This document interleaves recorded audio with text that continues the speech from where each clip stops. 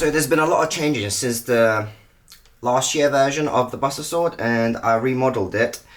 So it can be printed in as little as 4 segments. 1, 2, 3, 4. Well, 4 segments for the blade. And I'm going to quickly show you the differences that I do to actually process this. So first of all, this is printed in one piece, this is printed in one piece. However, the top 2 segments, segment 3 and 4, is printed together. That is because each segment is so thin, and if it was printed by itself, it would give a little wobble, so they're printed together so it doesn't wobble as much. And you see the way they're angled like that to make sure it doesn't wobble. So I need to separate them first, and instead of just having supports, well, that technically is a support, so I need to detach them from one another. So I use an angle grinder, and I use this just to protect me from any hot, well, this is plastic, so plastic is eventually going to get hot. So when I grind this, I first grind it in the middle, and then I grind it close to one edge and then close to the other edge. So let me show you how I do it. So yeah, so since the plastic gets hot, it starts to spit everywhere, so I put this down.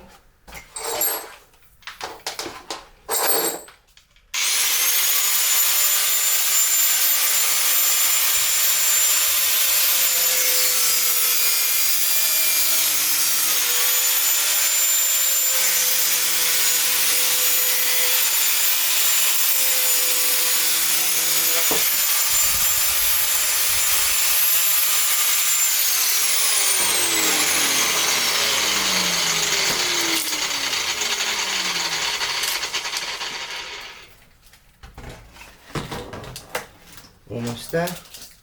Oh, bit of a crack, but that's cracking on the support side, which is fine.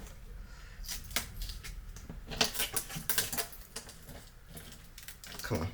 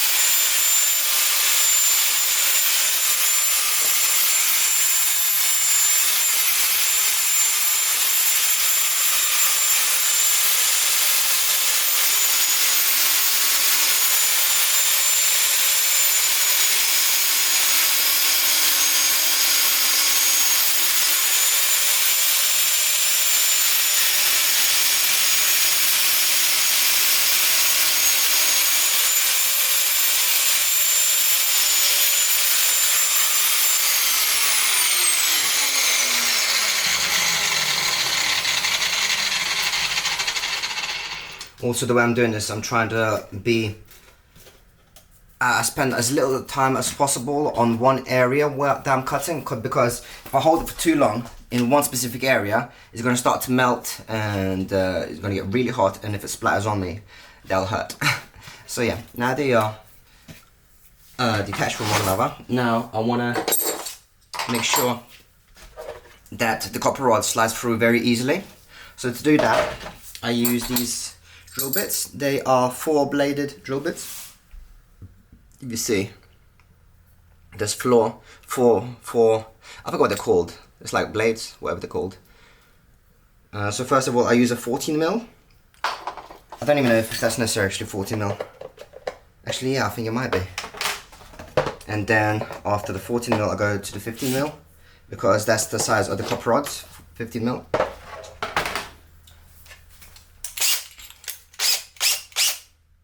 So yeah, this is the 14mm first, and yeah, so first I think I'll reverse it, and then I go in. Very gently, as soon as it stops, stop, because I can see, since this is white transparent print, I can actually see where the drill bit is. Yeah, and when it reaches the end, obviously I stop.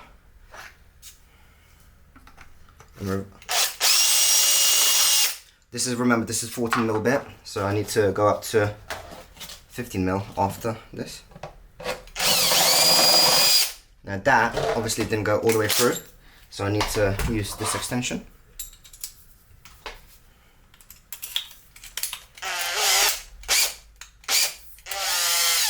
It doesn't feel like it's in properly. I think this extension is broken or bent. It feels really bent. It's kind of pointless using this 14mm because it's way too thin. Obviously it's 15mm, but let's just do a quick pass. It doesn't hurt, so.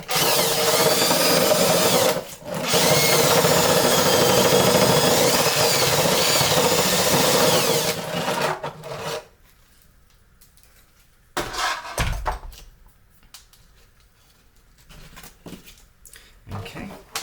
Now this has got 4 magnets inside there instead of 2 now.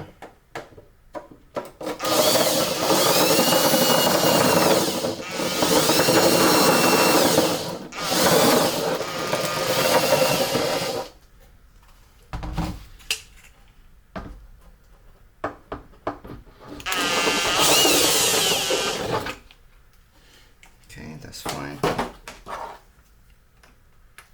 I think I already did this. Yeah. And then the fin piece. The fin piece I think all needs to be done. Oh, it's fine. And up to the 15mm. Let's start with just the bare. So now I need to be very careful because this is much wider.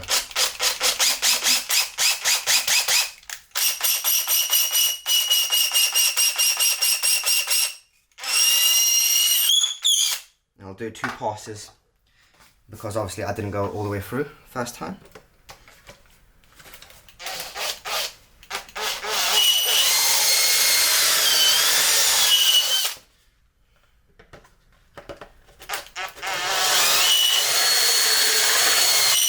Okay, I won't need to do 2 passes for the first piece because I saw it go through all the way. Now this is the bit I'm a bit worried about. A very precious piece. This is like perfection.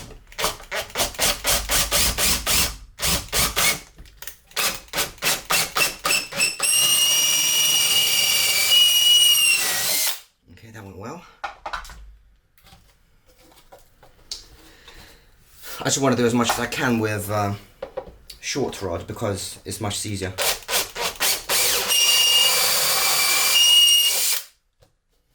A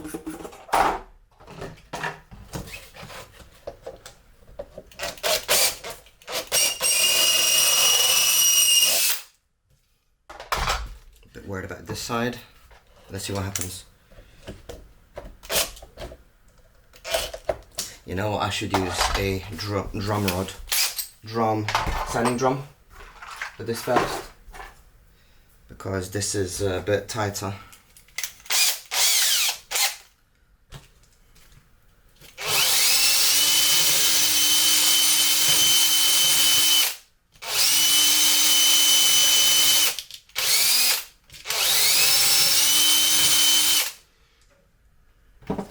Whilst I'm at it, might as well do this one as well.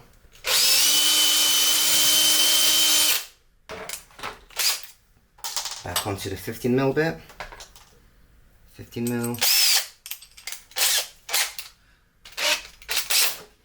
Okay. Wish me luck. Reverse it first.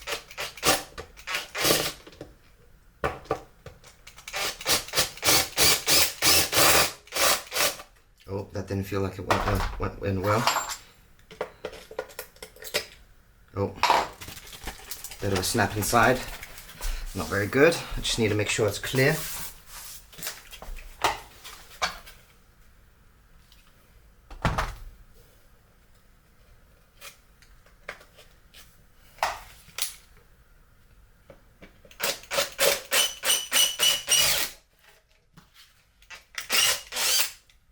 Okay, yeah, that looks fine. Just take it slowly.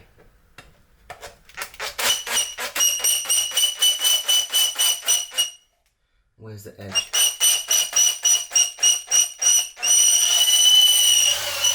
There we go, that one's done.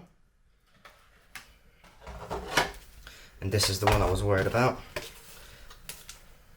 It's because there's a bit of an issue with these two bits, because this is segment 3 and 4, and I actually started, this is the first piece, and my retraction settings were a bit too fast, so that means that it detracted a bit poorly, so the inside perimeters are a bit off. So this is why I'm having a few trouble, and then I adjusted it for segment 2 and then 1.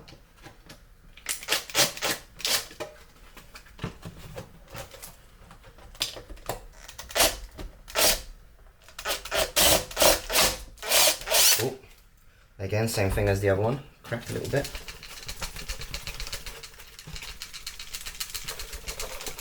Just on the inside a little bit.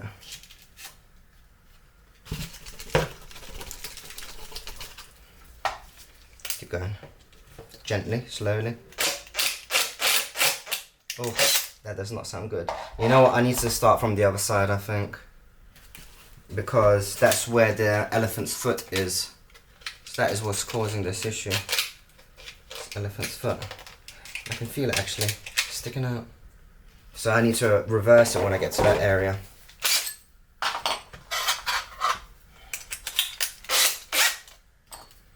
And do it slowly. Because I want the filament, this scrap, to come out this side and not pull.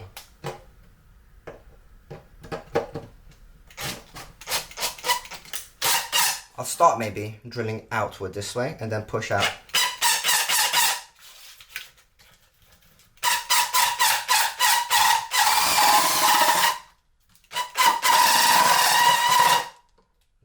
Okay, I'm already there actually. So I'm going to start reversing.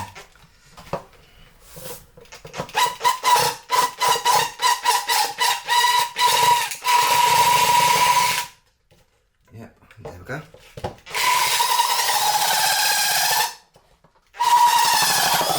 Oh shit, my drill bit's stuck in there. Fuck. Okay, gotta give my hand a quick rest first before I attempt to get it out somehow. And there's no magnet in there, so whilst there's magnet in here. So let's see if I can get it out. I should be able to.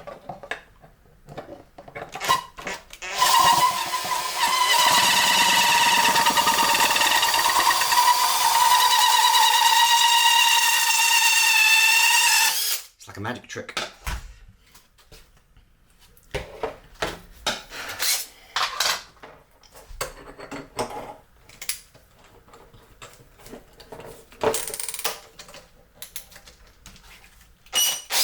Go.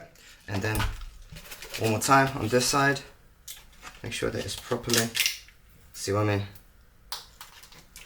It was just at the beginning that it was causing issues, and then I cancelled the print whilst not scrapping it, just so it's and I copied and pasted what's being printed in a G-code in the terminal, changed the retraction settings in my slicer, exported the G-code into a notepad file, and then pasted the very last printed lines into where the new one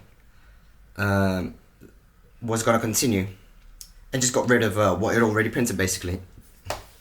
Just homed XY basically. I don't even think I homed it, but yeah, it's a very useful thing to know how to resume prints, like if you want to change some settings mid-print that you realize you did wrong, like if you're doing a print that's going on like 50 hours or something. I find it really cool that you can do that.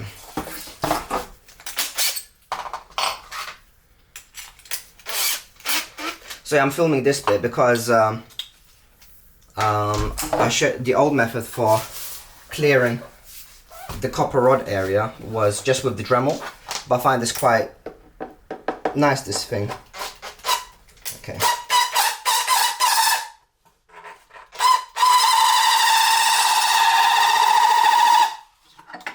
Oh, lost the grip again.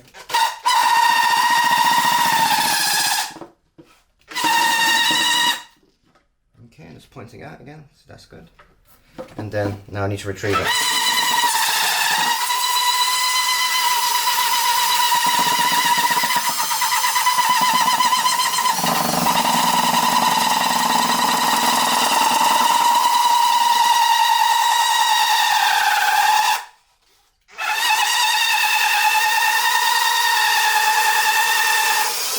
Oh, that was messy. I just think that bit, the extension bit, is really, really bent. You see the amount of shake? Okay.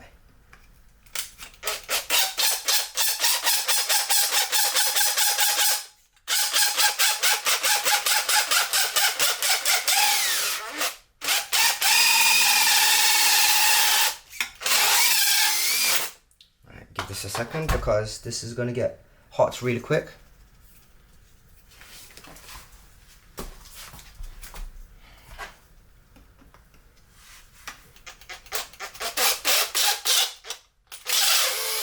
You know what, I need to see where it needs to go up to. So, I'm looking at label there. So it needs to reach around there. Okay.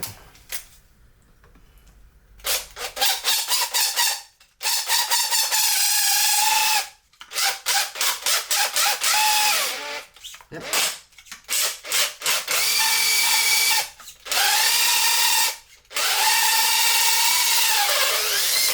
Okay, well that's done. So now I can just glue the rods together. First of all, I'm going to glue it with super glue, and then I'm going to melt the pieces together instead of using resin. Epoxy. Epoxy resin, is it together? Yeah.